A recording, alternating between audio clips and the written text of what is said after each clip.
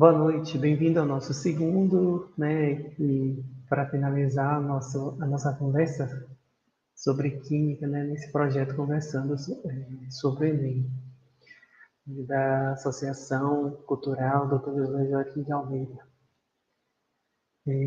Para esse nosso segundo encontro, também separei mais 3 questões, né, de edições anteriores do Enem, e a gente vai, né, tentar resolver, né, como a gente fez na dinâmica do nosso primeiro encontro,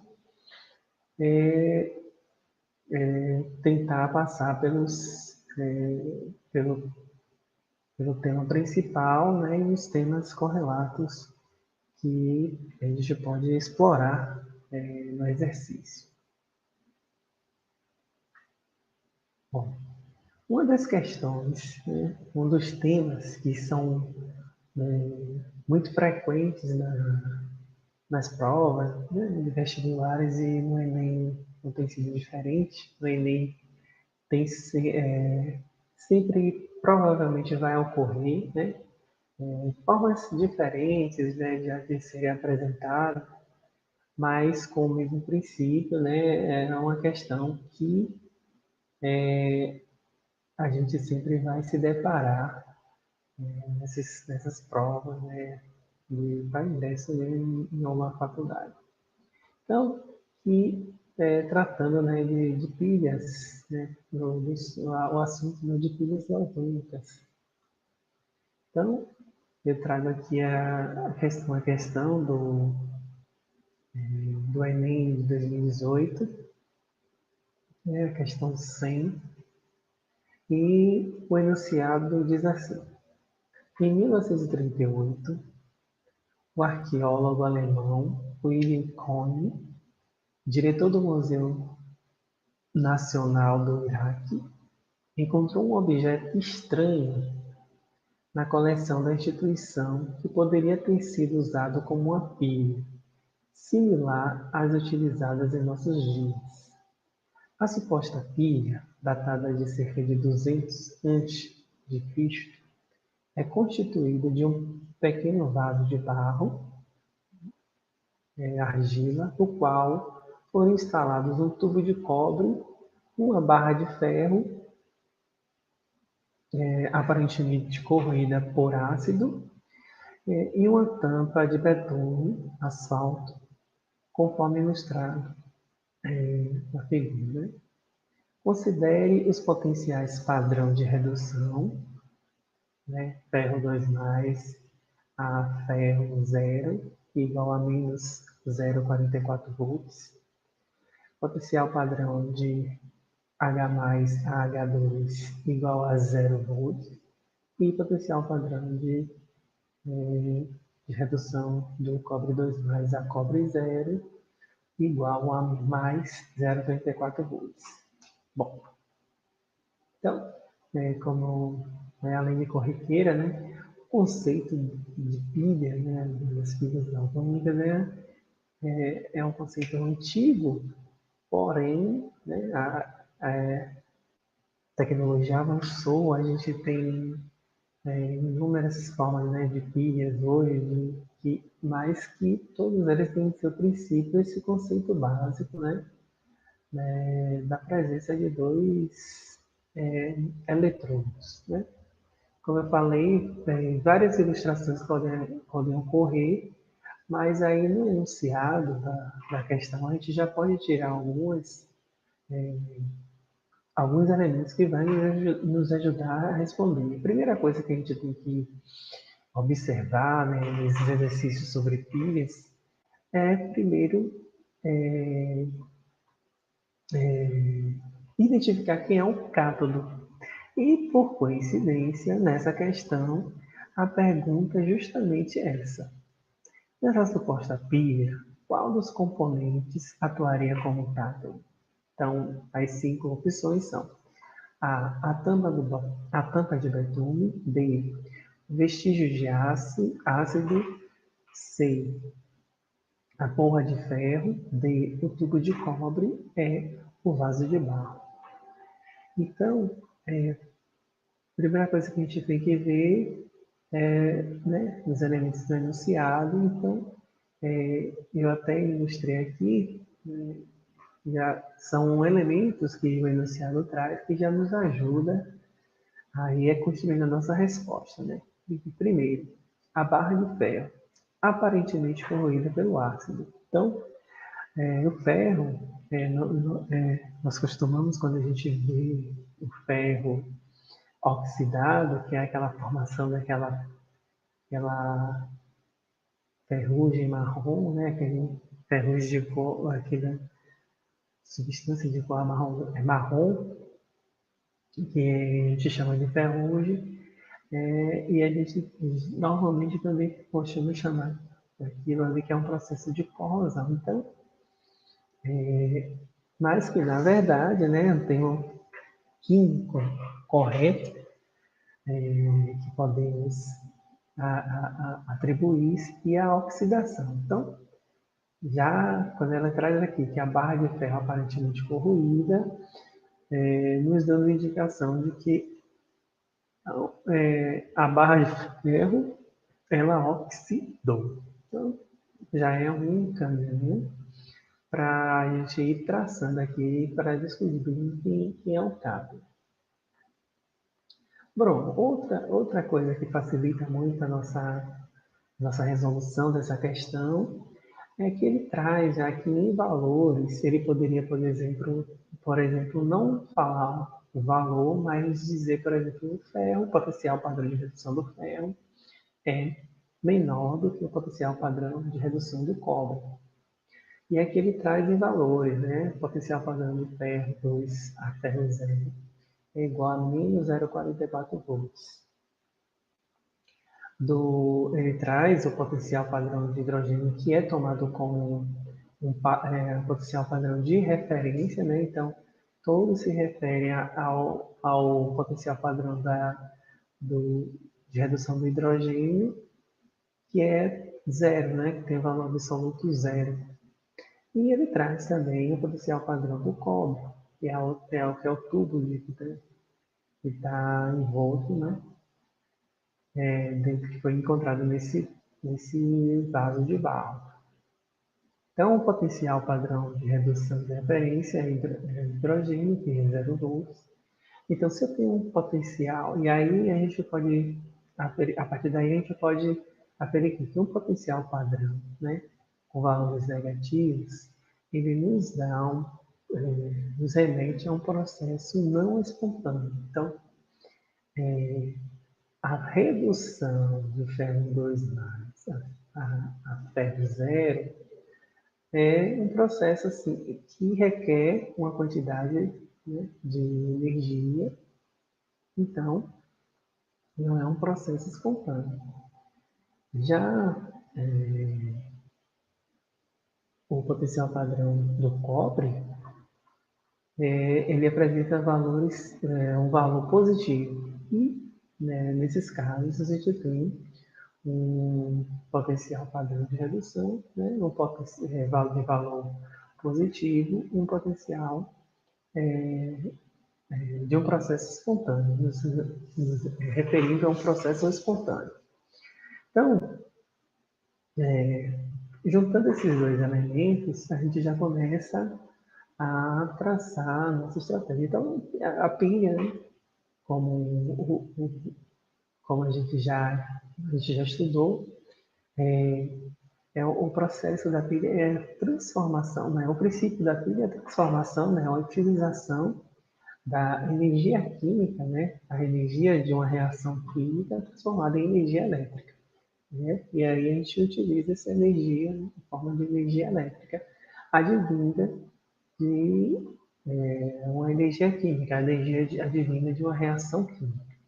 Então a gente vai ter sempre o cátodo e o ânodo nessas pilhas, sendo que, por convenção, as pilhas, o polo que sofre a redução vai ser o cátodo. Então, ele vai ser um polo positivo. O polo que sofre oxidação vai ser o ânodo. Então, ele é o polo negativo. Então, E aí a gente, então a reação química da qual a gente falou é uma reação de oxirredução. Então, nessas reações de oxidação, então eu tenho um agente redutor e um agente oxidante. O agente redutor, né? Então, é ele que vai o agente que vai promover a redução de uma outra espécie. Então, o agente redutor ele oxida. E se ele oxida, ele doa elétrons. Já o agente oxidante, o agente oxidante ele vai sofrer a redução. Então, se ele sofre redução, ele aceita, né, recebe elétron. Então, é uma espécie, né, que está, vamos dizer assim, deficiente em elétron e ele vai obter esses elétrons a partir de um agente oxidante. Aí, nesse exemplo, eu tenho o cobre 2+, né, o potencial de cobre 2+, sendo maior, né, do que o potencial do ferro 2+, então, de redução do ferro 2+. Isso quer me dizer o quê? Então, se esse processo, se o cobre tem um potencial padrão de redução maior do que o do ferro, logo, né, o cobre ele vai ser mais facilmente reduzido, né, com relação ao ferro. Então, nesse caso aqui, a gente pode dizer que o polo positivo ou o cátodo, né, que é o cátodo, que é o agente que sofre redução, vai ser o cobre. Né? Então, aqui a gente consegue já responder essa questão, porque a partir desse princípio, né? A partir desses valores que foram nos dados aqui no próprio enunciado. Então, se a gente só associar que o cátodo, né, é o agente que vai sofrer redução, é o polo positivo, e o ânodo é o agente que vai sofrer, é o polo que vai sofrer oxidação, né, é o polo negativo. Então, fazendo essa associação, nos apropriando dessa associação e olhando os valores que o próprio enunciado nos deu, né, a gente consegue afirmar que, nesse caso, nessa suposta pilha, o componente que ia atuar como um cátodo seria o cobre. Então, a resposta correta, nesse caso aqui, é a letra B, né, tendo o cobre como o cátodo. Aqui eu trago uma ilustração, né, que normalmente, né, nas provas, no próprio Enem, a gente vê esquemas semelhantes a esses. Então, temos aqui ó, o fluxo nesse esquema ele mostra, né, o fluxo de elétron, tem um registrador, né, da corrente. Então, eu tenho aqui a seta indicando que elétron está saindo dessa solução, né, da solução contendo ferro 2+, e indo em direção à solução contendo cobre 2+. Com o passar essa ilustração também poderia estar mostrando aqui, poderia não ter, né, essa indicação do fluxo de elétron, mas poderia, por exemplo, estar mostrando aqui que esse eletrodo aqui de cobre poderia estar aumentando de tamanho. Por quê? Eu tenho uma solução, né, de cobre, eu tenho uma barra de ferro, né, um eletrodo de cobre 0.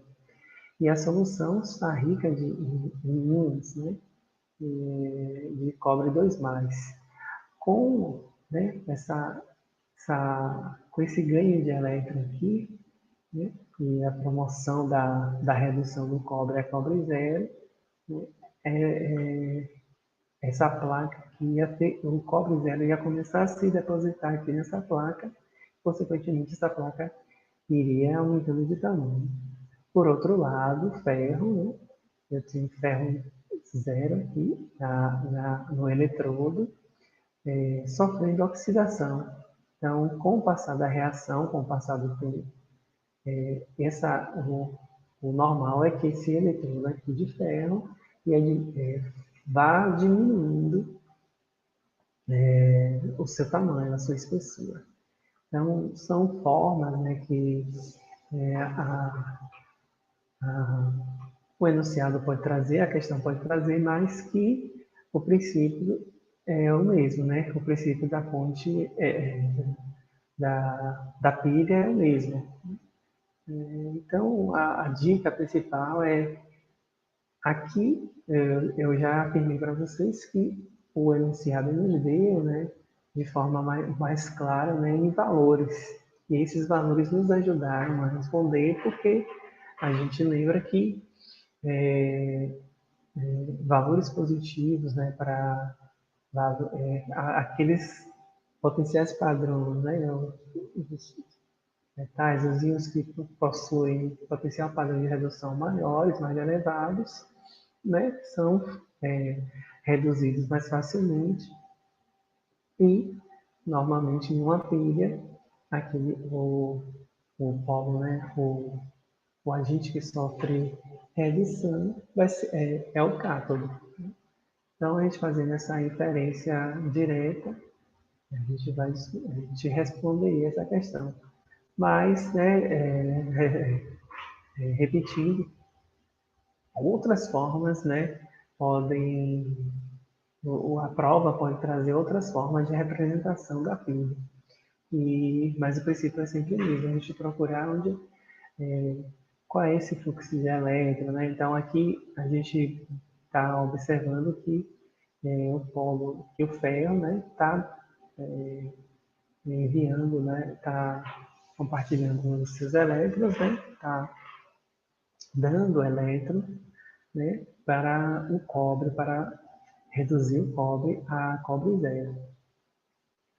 E poderia, por exemplo, não ter, né, essa indicação, e como eu falei, né, a gente observar um aumento aqui da placa de cobre e a diminuição da placa de ferro. Também são indicativos de que um lado está sendo reduzido, né, e o outro está sendo oxidado. Bom, essa é uma questão também conceitual, questão não é tão difícil, mas que a gente, com atenção, né, vem observando os elementos que o enunciado traz, a gente consegue responder de certa forma facilmente. Trago agora a questão 130 da prova do Enem de 2017. Então, essa questão, ela traz aqui como um tema principal a separação de compostos orgânicos, né? E aí essa separação, né, através da cromatografia em papel. Então ele traz o seguinte texto. A cromatografia em papel é um método de separação que se baseia na migração diferencial dos componentes de uma mistura entre duas fases immiscíveis. Os componentes da amostra são separados entre a fase estacionária e a fase móvel, em movimento no papel. A fase estacionária consiste de celulose, praticamente pura, que pode absorver até 22% de água. É a água absorvida que funciona como fase estacionária líquida e que interage com a fase móvel também líquida, tem uma partição líquido-líquido. Os componentes capazes de formar interações intermoleculares mais fortes com a fase estacionária migra mais lentamente. Ou seja, aí a gente já vê, né, novamente conteúdo da questão versando também pelo tema das interações intermoleculares. Então, ele diz que os componentes capazes de formar interações intermoleculares mais fortes com a fase estacionária migram mais lentamente. Então, a gente, se você lembra, né, no encontro anterior, eu mostrei, né, os tipos de interações, eu mostrei os tipos de ligações químicas, né, ligações interatômicas, e mostrei as interações intermoleculares, sendo elas aquela união de polo, quando eu tenho um composto iônico interagindo com um composto polar.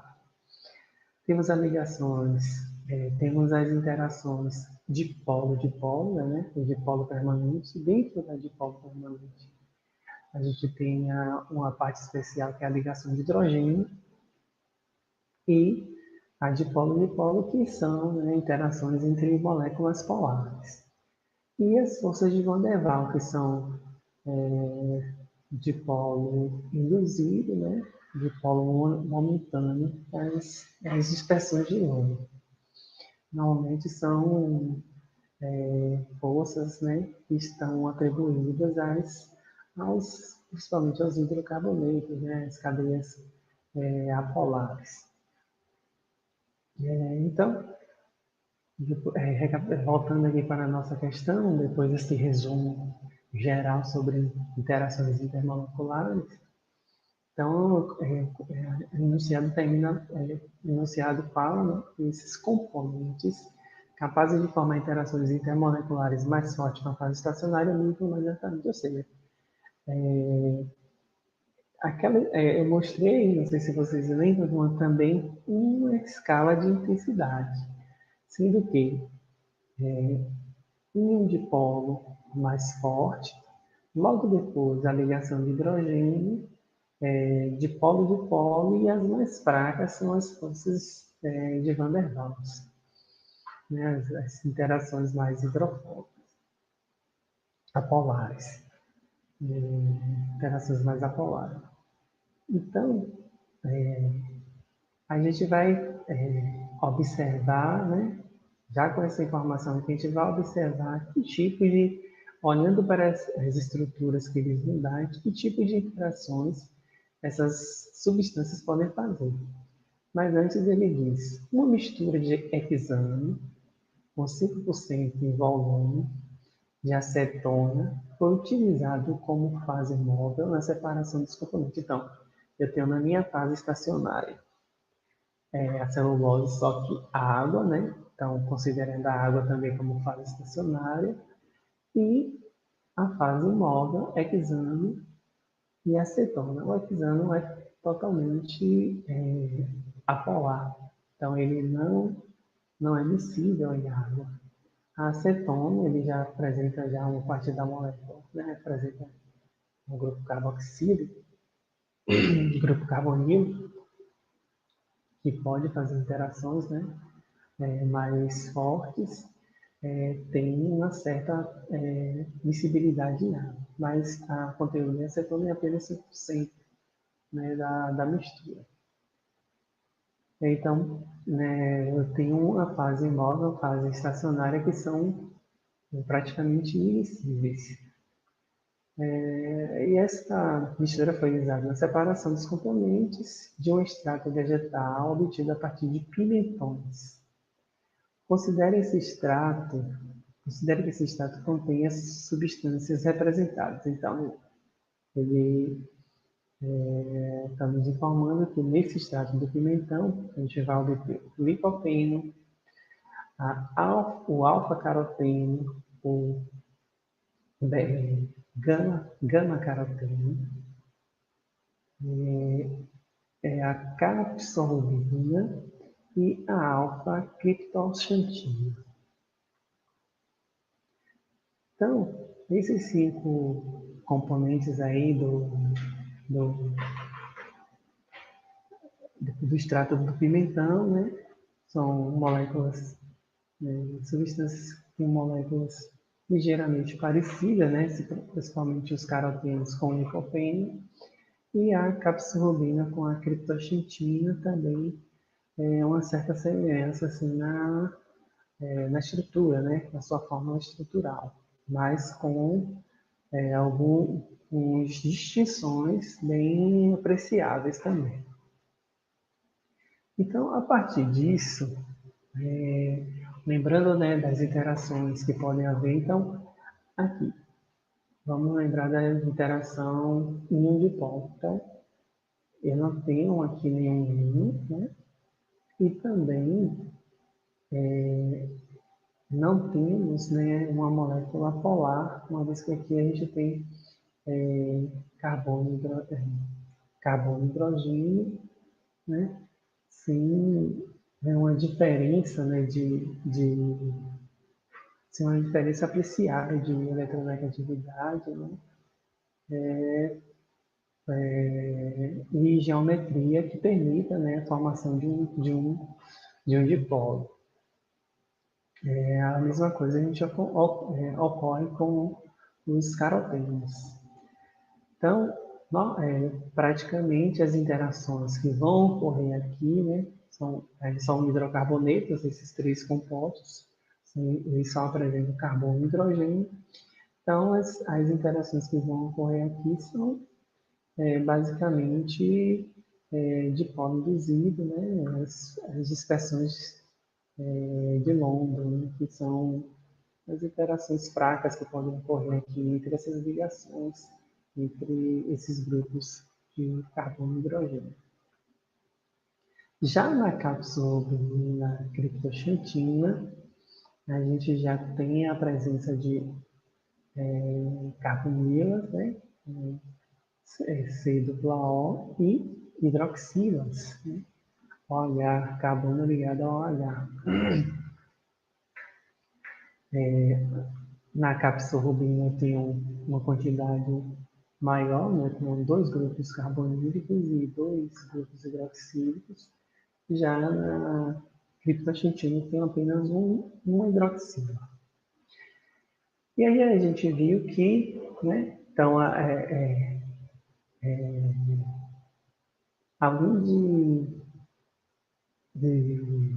das interações, né, de dispersão de London aqui nessa cadeia de hidrocarboneto, então eu tenho uma hidroxila, né, um hidrogênio ligado ao oxigênio, um átomo muito mais eletronegativo que o hidrogênio. Então, a hidroxila a gente já viu que pode formar ligações de hidrogênio. Então, que é uma interação forte.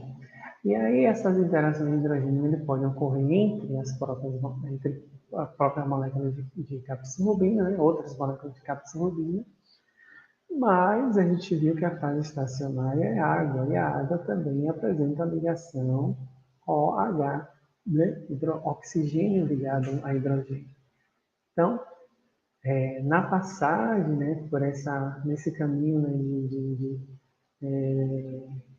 de separação cromatográfica, então a gente vai perceber a formação de ligação de hidrogênio entre essas hidroxilas aqui da capsorubina com a fase estacionária água. Se eu tenho essa interação forte com a fase estacionária, logo, né, componente capaz de formar interações intermoleculares mais fortes com a fase estacionária liga mais lentamente. Então, esses dois aqui, que podem fazer ligações de hidrogênio com a água, vão ligar mais lentamente. Então, se eu olhar aqui, né, nessa foto aqui de uma cromatografia de extratos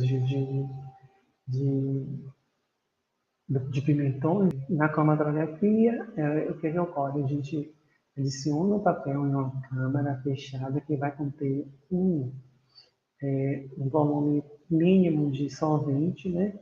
Um tanto que possa entrar em contato com o papel, mas que não entre em contato logo com a amostra. Então, digamos que nessa margem aqui, está a nossa mistura de solvente aquecendo com acetona. Adiciono o papel, aqui inicialmente eu apliquei as minhas amostras, né? A amostra em triplicata e fechei a câmera. À medida que o papel vai absorvendo esse solvente, o solvente vai subindo, né? Vai ascendendo ao papel, ele vai arrastando, né?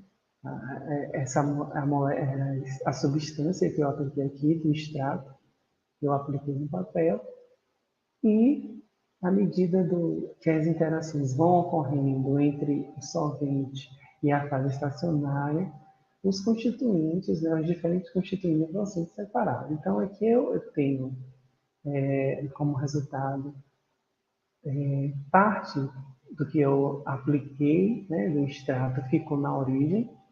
Não, isso quer dizer que, se ele ficou na origem, ele não teve uma boa interação, ele não teve quase interação nenhuma com os clientes que eu utilizei. Esses que ficaram mais, né, na parte intermediária, eles tiveram uma certa interação com o solvente, mas não tão acentuada. Já esses que estão no topo, né, do papel são os que mais têm afinidade, não tem nenhuma interação praticamente com a fase estacionária e muita interação com a fase móvel.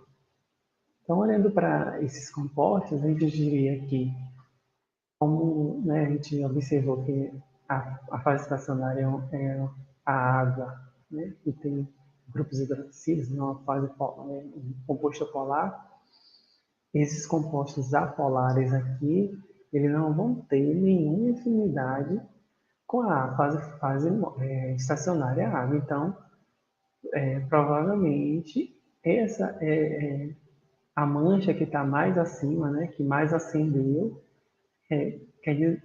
diz respeito ao licopeno, né, e os carotenos.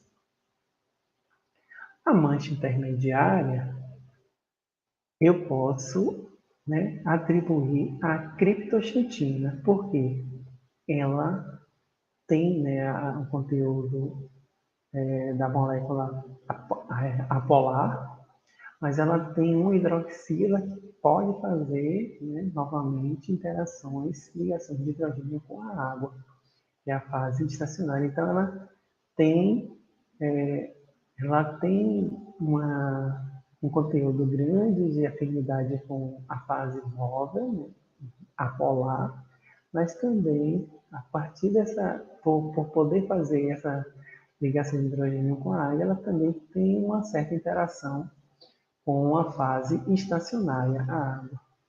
Já esses que ficaram na origem, que não teve nenhuma interação praticamente nenhuma interação com a fase móvel, né, a gente pode atribuir a capsorubina, porque ele tem, né, duas extremidades com um conteúdo polar e com possibilidade, né, nas duas extremidades de fazer interação com a fase móvel. Então, maior número de interações significa que eu tenho maior afinidade, né, que essa capsorubina tem maior afinidade pela fase estacionária água. Então, por isso, ela não se movimentou, né, a partir da passagem, né, com a ascensão do solvente, a fase móvel. Aí, a partir daqui, né, a substância, a pergunta, né, eu esqueci de fazer a pergunta, mas aí a questão pergunta, a substância presente na mistura que migra mais lentamente é o OA. Então, como eu já vi, como a gente já ilustrou aqui, né, ele migrou muito pouco, né, ou não saiu da origem, é a cápsula rubina. Então, nesse caso, a questão 130, letra D, é a resposta correta. Lembrando, cápsula rubina, porque, né, vai ter maior possibilidade de interação com a fase estacionária, a água, através de ligações de hidrogênio.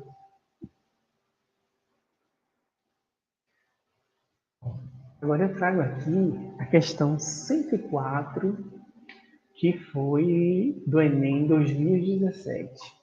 Na questão 104, ela traz o enunciado assim: a técnica de carbono 14 permite a datação de fósseis pela medição dos valores de emissão beta desses isótopos presente no fóssil,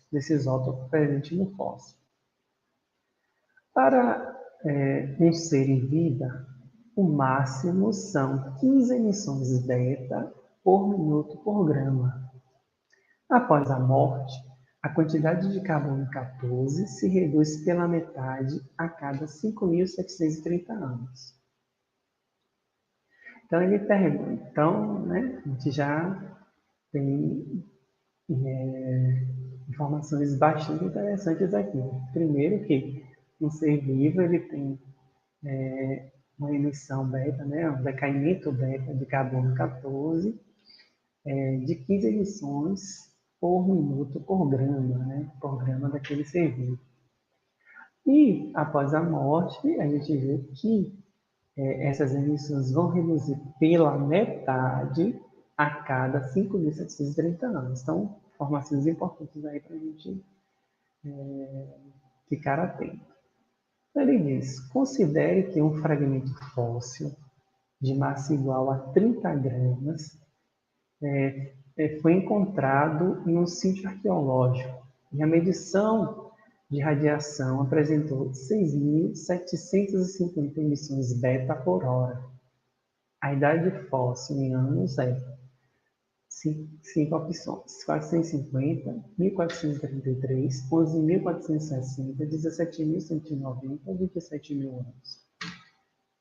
Bom, então aqui a gente vai trazer então o conceito de isótopos, né? O que são isótopos? A primeira grande tema que a gente tira da questão é, então, isótopos são átomos, né, de mesmo elemento, mas que possuem uma quantidade de próton, no caso aqui, com a mesma quantidade de próton ou número atômico igual, mas diferente número de massa, que é a soma entre prótons e nêutrons, né, do núcleo. Ou seja, se a quantidade de prótons é igual, então o que está contribuindo aí, o que é que está diferente aí, são os nêutrons, né? Porque a massa é a soma dos prótons com nêutrons, então eu tenho um número diferente de nêutrons, né, que vai me diferenciar um isótopo do outro. Então, a gente está falando de isótopos, carbono 14, né? O isótopo do carbono. O carbono possui uma quantidade apreciada de isótopos, né? Que uma grande quantidade de isótopos, mas que tem tempo de duração são muito efêmeros, né? São ínfimos.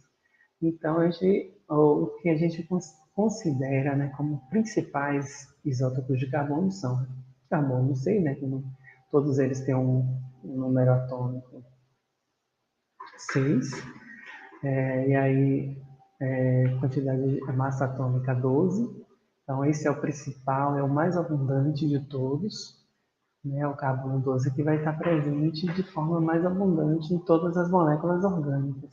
Então, o ser vivo, ele é basicamente, né, só voltando aqui na questão, ele é basicamente constituído de água e carbono, né, das moléculas de carbono. Então, a grande quantidade da sua massa é a partir desses 4 elementos, né, carbono, oxigênio, hidrogênio e um pouco menor nitrogênio também, que ocorre nas moléculas orgânicas que constitui a maioria dos seres vivos que a gente conhece, né? Então, nesses seres vivos, 98% das moléculas, né, 98% da massa das moléculas presente nesses seres vivos é de carbono 12. Porém, um percentual, né, referente a 1%, né, cerca de 1%, nesses compostos, né, que compõem o ser vivo, então, de 100, de 100 átomos de carbono que você vai ter dentro de um ser vivo, 98, 99 vai ser, 98, cerca de 98 vai ser de carbono 12 e de carbono 13. O isótopo que aqui em questão é o carbono 14, ele vai estar presente em forma traça. Então a gente tem estável, muito estável, né? O carbono 12, o carbono 13, eles são isótopos bastante estáveis, mas o carbono 14 é um isótopo radioativo, né? Ele sofre decaimento beta, né? Como demonstrado aqui em organismos vivos, 15 emissões, né? 15 decaimentos beta por minuto por grama, né, de ser. Então, ele está presente em forma traço, né, mas muito pouco, mas está presente sim. Então, sabendo disso, né, relembrando um pouco do que são os isótopos e trazendo aqui um pouco, né, dos isótopos de carbono principais, quais as estratégias que a gente pode montar para resolver esse exercício, né? Então, eu tenho a emissão do fóssil, ele nos deu a emissão do fóssil em hora, né? Ele nos deu em hora e para 30 gramas. Então, a primeira coisa que a gente pode fazer é transformar essa emissão em minuto e por um grama, né? Como a gente tem aqui no enunciado. Então, se 6.750 emissões está para uma hora, então, se eu quero obter isso em minutos, eu vou transformar, eu vou dividir, né, fazer uma divisão. Né, se uma hora tem 60 minutos, então eu divido por 60 para que eu ache a emissão, né, por minuto. Então, como resultado, né, dessa divisão, eu tenho 112,5 emissões em um minuto. E agora eu tenho 112,5 em um minuto para 30 gramas. 30 gramas. Quanto, né? Quantas emissões eu vou ter em um grama? Então, eu divido essas emissões que eu tenho em um minuto por 30, né? Que são a quantidade, que é a quantidade de massa de fósforo que foi encontrada. Logo, né, a partir dessa divisão, a gente encontra que esse fósforo está, a característica desse fóssil é 3,75 emissões beta por minuto por grama. Então, em vivo, vamos relembrar, são 15 emissões beta por minuto por grama. O fóssil ele está emitindo 3,75 emissões beta por minuto por grama. Então, a partir daí, né, eu já tenho, né, o quanto de emissão um grama desse fóssil está emitindo, né? Quanto de emissão beta, né? Quanto decaimento beta de carbono 14 esse fóssil está emitindo. Então, em vivo eram 15, né, por minuto, emissão beta por minuto por grama. Aí, passaram-se, a gente toma, né, que se passou 573 anos, né, e aí essa emissão caiu para metade, né, então é a metade de 15, eu tenho 7,5 emissões, né? 15 dividido por 2. Então, quando eu tiver, né, com 7,5 emissões, esse fóssil já tinha, quando eu estava com 7,6, já tinha 5.730 anos, né? Porque após a morte, a quantidade de emissão se reduz pela metade a cada 5.730 anos.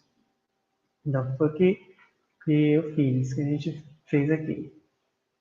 A gente tomou a metade de 15, né, e conferiu, né, a quantidade de anos que é referente a essa redução, né? A metade de 15 é 7,5. Então, passado, né, após a morte, ele vai levar, vai estar com 5.730 anos quando eu tiver a metade de 15.